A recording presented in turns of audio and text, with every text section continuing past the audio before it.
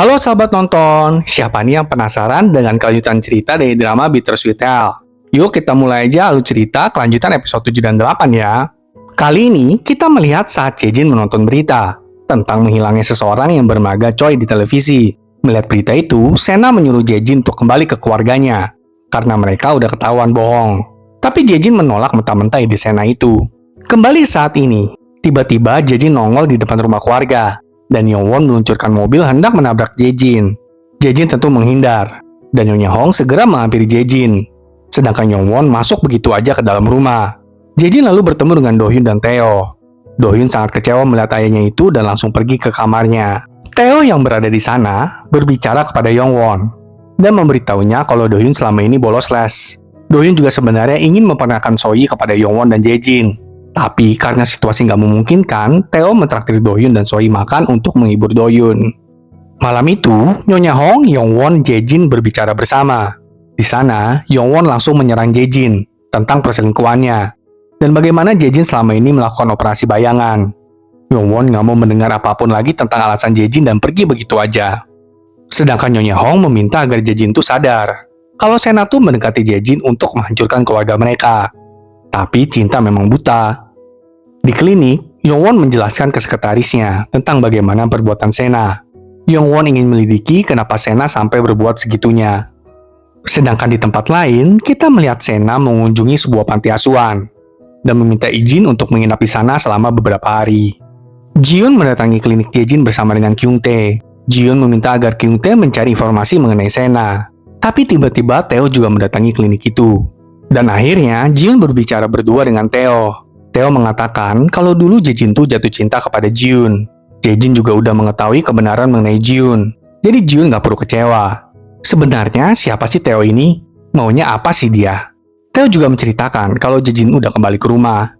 Hari itu, Yongmin, Jiun, dan Baby Choi mendatangi rumah Yongwon. Karena Jejin mengundang mereka untuk makan malam bersama.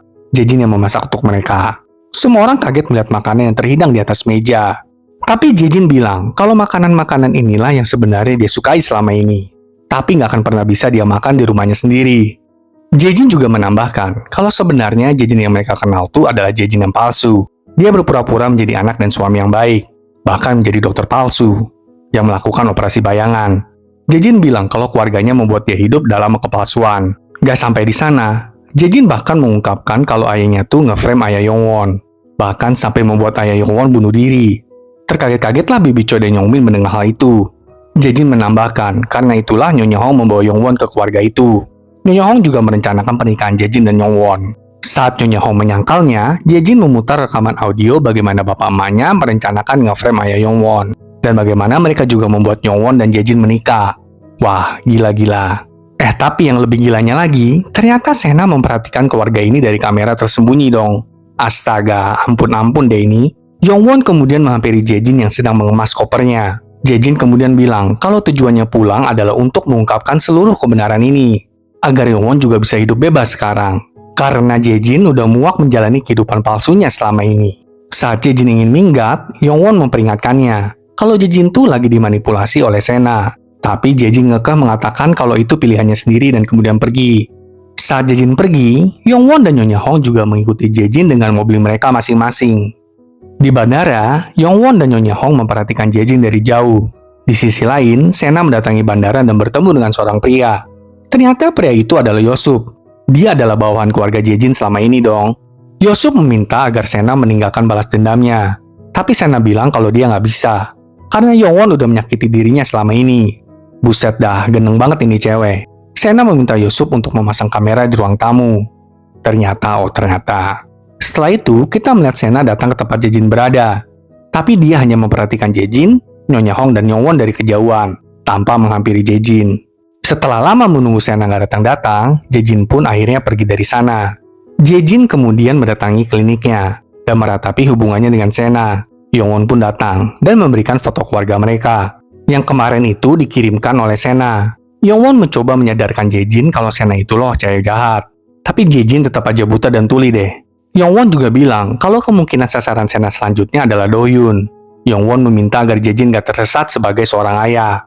Yongwon lalu melihat ponsel Jejin dan mengecek nomor ponsel Sena. Dari pengamatannya, Yongwon menyadari kalau Sena mengamati mereka dari ruang makan itu. Yongwon lalu pulang dan mulai mencari kamera tersembunyi di setiap ruangan dan menyadari kalau ada beberapa kamera tersembunyi di ruangan-ruangan rumahnya itu. Keesokan harinya, Kyung-tae mendatangi Yongwon dan mengatakan kalau Sena tuh bener-bener gendeng loh. Bahkan saat polisi menanyai tentang suami Sena yang mati terbakar, Sena tuh bener-bener gila di ruang interogasi. Kyung-tae lalu menunjukkan video rekaman saat Sena dulu interogasi. Kyung-tae lalu menambahkan kalau dirinya telah menyelidiki lebih dalam, dan ternyata 14 tahun yang lalu terjadi kebakaran yang menewaskan seluruh keluarga, orang tua dan putri mereka. Bertiga ditemukan tewas di ruangan yang sama. Penyebab kebakaran gak bisa diidentifikasi, tapi ternyata keluarga itu memiliki 2 putri. Putri yang tewas dalam kebakaran itu adalah putri sulung, dan kita tahu lah ya, putri yang gak tewas itulah Sena. Hanya Sena yang gak ada di rumah saat kebakaran naas itu terjadi. Menurut penyelidikan, saat itu Sena tidur di halaman rumah karena tidur berjalan. Setelah itu, Sena diadopsi oleh keluarga di Norwegia. Tapi yang jadi ngebingungin Kyung-tae adalah, Sena kok bilang kalau keluarganya meninggal dalam kecelakaan pesawat? Yongwon cuma bisa menebak 2 hal. Antara Sena lupa ingatan karena syok, atau ya memang ngebohong aja. Cuman yang pasti, Sena itu berbahaya. Setelah percakapan itu, Yongwon pergi dan mengirim pesan ke Sena. Kenapa kamu membunuh kakak yang sangat kamu sukai? Melihat pesan itu, Sena langsung marah dan menelepon Yongwon. Tapi Yongwon tiba-tiba muncul di depan kamera. Dan Sena kaget karena Yongwon udah mengetahui kalau Sena telah meletakkan beberapa kamera tersembunyi di rumah Yongwon. Kita kemudian kembali ke masa lalu, yang kembali membuat kaget deh. Di mana Nyonya Hong tuh ternyata kehilangan bayinya. Dan selingkuhan Tuan Choi melahirkan bayi, lalu memberikannya kepada Nyonya Hong. Sepertinya bayi itulah Jejin. Jadi Jejin itu bukan anak kandung Nyonya Hong ternyata, melainkan anak kandung dari Tuan Choi dan selingkuhannya. Ya ampun, beneran drama di dalam drama deh ini namanya. Berarti inilah kebohongan yang selama ini Nyonya Hong simpan. Kembali ke saat ini, Yongwon mengangkat telepon Sena dan mulai memprovokasi Sena tentang kakak dan keluarga Sena. Sena langsung bilang, "Oh, kamu nggak tahu ya kalau keluarga kamu tuh banyak menyimpan rahasia?" Sepertinya Sena ingin menghancurkan keluarga Yongwon dengan rahasia mereka yang tersembunyi. Yongwon lalu menghampiri Nyonya Hong dan menanyakan kenapa ibu mertuanya itu dengan tega berpura-pura nggak tahu perbuatan Tuan Choi kepada ayah Yongwon, bahkan menikahkan Jejin dengan Yongwon. Dengan enteng Nyonya Hong menjawab kalau dia melakukan semuanya karena dia seorang ibu. Dia nggak mau lihat keluarganya hancur. Yongwon juga memberitahu ibu mertuanya tentang bagaimana Sena menaruh beberapa kamera pengawas di rumah mereka. Nyonya Hong berpendapat kalau sepertinya ada seseorang di dalam rumah yang membantu Sena untuk menaruh kamera tersembunyi itu. Tapi dengan sarkas Yongwon menjawab, "Ibu aja yang temukan siapa orang itu. Karena orang-orang di rumah ini kan ciptaan ibu semua." Aduh, ngakak sih sarkasnya ini. Nyonya Hong lalu memanggil Yosup dan asisten rumah tangganya, menanyai mereka tentang kamera tersembunyi itu. Tapi ART-nya mengatakan kalau bisa jadi Jiun atau Taeho yang memasang kamera itu. Wah, selamat deh Yosup kali ini ya. Di klinik, Jiun masuk dan menemukan Jejin. Di sana, Jiun bilang kalau Sena itu perempuan jahat. Dia aja mukul aku loh pakai sekop. Tapi Jejin bilang, itu karena kamu duluan yang menyerang Sena. Sena nggak mungkin kayak gitu. Buset deh Jejin ini. Melihat Jejin putus cinta, Jiun langsung deh pelan-pelan mencoba menghasut Jejin untuk menarik perhatian Jejin. Yongwon menemui Yongmin di panti jompo, tempat ibu mereka dirawat. Yongmin bingung dengan kakaknya itu, yang selalu memihak keluarga suaminya. Tapi tiba-tiba ibu mereka mendatangi mereka, dan mengatakan kalau Yongwon nikah dengan Jejin itu demi uang, supaya bisa membiayai rumah sakit ibunya, dan membiayai Yongmin. Setelah mengatakan itu semua, ibu mereka kembali demensia lagi. Yongwon lalu menegaskan kalau dirinya bisa aja meninggalkan keluarga besarnya itu. Tapi karena Dohyun, Yongwon gak bisa melakukan hal itu sekarang. Dan ada masalah lainnya. Yongwon bilang kalau Sena memerasnya. Bagaimana Sena menargetkan setiap anggota keluarga dan menginginkan mereka semua terjatuh. Yongwon pengen tahu alasan kenapa Sena tuh mengincar Yongwon. Dan Yongwon juga pengen membalas perbuatan Sena. Yongwon dan Yongmin lalu mendatangi kantor polisi untuk menanyakan kebakaran yang terjadi kepada keluarga Sena. Tapi polisi di sana sepertinya nggak tahu kejadian itu secara detail. Secara kan itu kejadian yang terjadi 14 tahun yang lalu. Di klinik psikiatri, Soyi mendatangi Yongwon dan mengatakan kalau dia mengandung anaknya Dohyun serta memberikan sonogramnya kepada Yongwon. Kehamilan Soyi sudah 11 minggu. Soyi juga mengatakan kalau dirinya dan Dohyun sepakat untuk melahirkan bayi itu. Tapi Yongwon harus mengirim mereka ke luar negeri. Karena kalau mereka di Korea, sembari sekolah, sembari melahirkan, pasti diomongin orang. Buset, ini Soyi ini aneh banget deh. Saat sampai ke rumah, Nyonya Hong akhirnya mengetahui tentang kehamilan Soi. Nyonya Hong dengan tegas menginginkan kalau Soi gugurin aja kandungannya. Kan belum 24 minggu. Nyonya Hong lalu menyerang Yongwon dan mengatakan kalau Yongwon itu loh psikiater keluarga, tapi keluarganya sendiri juga hancur. Yongwon kemudian menemui Do-hyun. Do-hyun membenarkan kalau Soi hamil. Tapi Yongwon kayak nggak bisa menerima hal ini kan. Mendengar itu, Do-hyun langsung memutuskan untuk membicarakan hal ini berdua dengan ayahnya saja. Buset dah ini. Nyonya Hong lalu menemui Jae-jin di kliniknya, lalu memberitahu perihal Do-hyun dan Soi. Nyonya Hong meminta agar Jae-jin itu sadarlah kalau dia itu ayah. Peranmu itu loh nggak boleh sampai gagal. Jae-jin lalu menghampiri Do-hyun. Do-hyun juga bilang kalau ini adalah kehidupan yang dia ingin jalani. Do-hyun meminta ayahnya agar mengirim Sohee dan Do-hyun ke Amerika untuk sekolah sembari melahirkan. Susah memang jadi orang tua ya, mumet. Di tempat lain, Tae-ho mengirim pesan kepada Ji-hyun dan mulai memanipulasinya dengan mengatakan sekarang loh Jae-jin tuh dikurung di rumahnya. Tapi siapakah orang yang akan menyelamatkan Jae-jin sekarang? Ampun ini Tae-ho deh. Keesokan harinya, Yongwon bertemu dengan Ibu Soi di restoran mie Chef Park. Nyonya Hong juga ternyata ada di sana. Ibu Soi sepertinya setuju jika Soi dan Do-hyun dikirim ke luar negeri.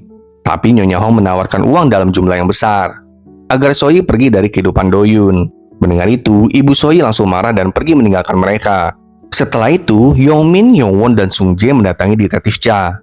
Dia dulunya yang bertugas menangani kasus kebakaran keluarga Sena. Saat Yongwon membahas tentang Sena, detektif Cha langsung mengusir mereka dan mengatakan kalau dirinya tidak ingin tahu apapun tentang Sena. Wah, ada apa ini? Melihat reaksi detektif Cha, Yongwon berkata, "Detektif Cha, tolonglah, putra saya diperas oleh Sena." Sedangkan di tempat lain, kita melihat Chef Park dan Nyonya Hong mendatangi rumah Soi. Chef Park menjelaskan kalau ayah Soi menyatakan kebangkrutan dan kabur dari rumah. Kembali ke Yongwon, detektif Cha mengatakan kalau Sena tuh bukan satu-satunya penyintas dalam kebakaran itu. Ternyata kakaknya masih hidup, tapi dalam keadaan koma. Suatu hari, kakak Sena tersadar dari koma, tapi meminta detektif Cha untuk merahasiakan hal ini dari Sena. Karena Sena lah yang membakar rumah mereka dan membunuh seluruh keluarga. Mendengar itu, detektif Cha langsung berniat untuk menyelidiki kasus ini lagi. Tapi Sena tiba-tiba udah diadopsi. Jadi kasus kebakaran ini pun ditutup. Detektif Cha juga memberikan alamat kakak Sena kepada Yongwon. Saat tiba di rumah, Do-hyun marah-marah kepada Yongwon karena akhirnya Soi memutuskan untuk menerima uang dari keluarga Do-hyun untuk melepaskan bayi mereka. Ternyata itu adalah ulah Nyonya Hong. Marah-marahlah Yongwon ke ibu mertuanya karena ibu mertuanya ikut campur berlebihan. Yongwon lalu menghampiri Do-hyun dan mengatakan kalau Yongwon akan mendukung keputusan Do-hyun dan Soi. Keesokan harinya, Yongwon mendatangi alamat yang kemarin itu diberikan oleh detektif Cha. Ternyata itu adalah panti asuhan yang kemarin itu Sena kunjungi. Yongwon menanyakan kepada biarawati di sana, di mana dia bisa menemui Lee Seun, yang adalah kakak Sena. Saat Yongwon menemui Seun, adegan langsung beralih ke acara live Yongwon, di mana Yongwon menginterogasi Seun tentang perilaku aneh Sena dari kecil. Sena pun menonton acara ini, dan langsung menelepon Yongwon. Yongwon meminta agar Sena mendatanginya, jika Sena ingin bertemu dengan kakaknya itu. Saat Sena datang, semuanya gelap, dan kakaknya nggak ada. Tapi Yongwon tiba-tiba nongol dan lampu menyala. Yongwon langsung menembak Sena dengan mengatakan karena cinta Sena tidak diterima oleh keluarganya. Maka Sena membunuh keluarganya sendiri. Tapi Sena terus menanyakan di mana kakaknya. Yongwon menjawab kalau semua itu adalah bohong. Kakak Sena sudah meninggal. Mendengar itu langsunglah Sena mencekik Yongwon. Wah, Yongwon mantap nih. Setiap episode selalu mendatangkan warna baru ya sahabat nonton. Kayak ada aja gitu yang baru. Saksikan kelanjutannya minggu depan ya sahabat nonton. Sampai jumpa.